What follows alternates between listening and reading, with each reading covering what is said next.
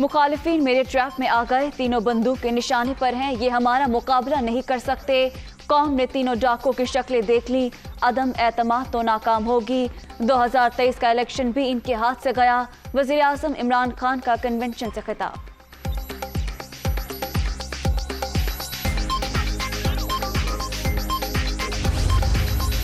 तहरीक अदम एतमाद कामयाब बनाने के लिए अपोजिशन की सर तोड़ कोशिशें, हुकूमती इत्तेहादियों से राबते तेज। MKM के वक्त की शहबाज शरीफ से मुलाकात, मौलाना फजलुर रहमान भी शरीक।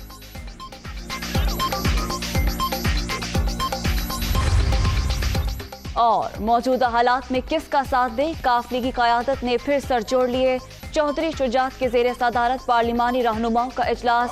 बलोचिस्तान अवामी पार्टी के वफ्द की भी चौधरी बरादरान से मुलाकात।